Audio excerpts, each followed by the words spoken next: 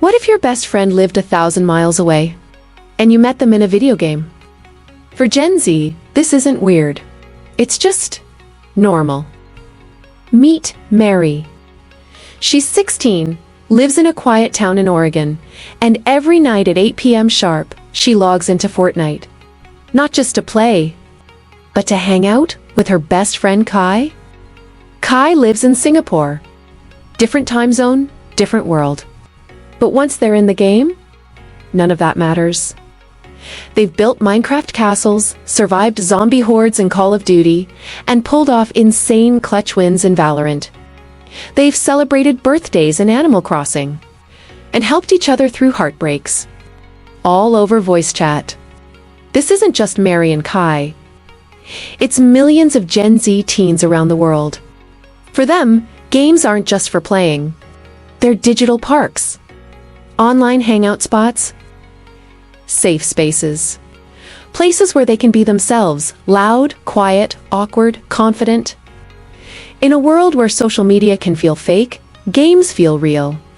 There's trust in co-op mode, teamwork in raids, and real bonds built on shared struggle, strategy, and late-night laughs.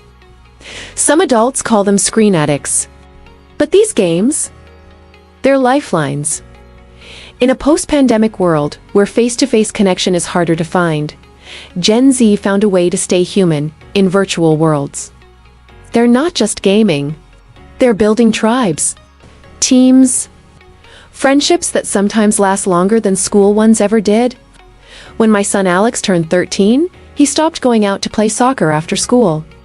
Instead, he'd come home, head straight to his room, put on his headset, and disappear into some game called Valorant. I used to knock on the door and say, "You should go outside. Meet real friends." He'd always reply, "Mom, I am with my friends." I didn't understand. Not really. To me, it was just screens, guns, noise, and shouting into a mic. But one night, I walked past his door and heard something different. Laughter. Deep, belly laughter.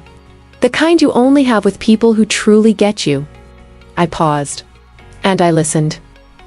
"Yo, remember that time I forgot to buy armor, and you still carried the round? Bro, you're the worst shot, but somehow, you're my favorite teammate." They weren't just playing. They were bonding.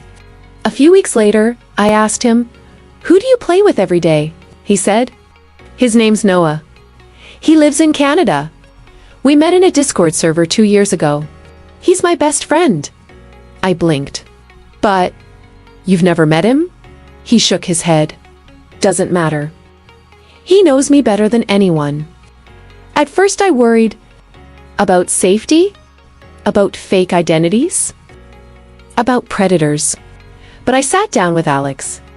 We talked about privacy, trust, boundaries. We even watched some videos together about online safety. And then one day, Alex said, "Noah's mom wants to say hi to you. She's cool with us FaceTiming sometimes now." So I said hello, and guess what? Noah's mom was just like me. Worried, curious, learning, trying to understand this new kind of friendship our sons had found. Now, every weekend, the boys game together. And twice a year, we let them FaceTime under supervision. Subscribe and hit the notification bell so you don't miss what's coming next. Share it, because some stories are meant to be discovered together. And stay curious. I'll see you in the next chapter.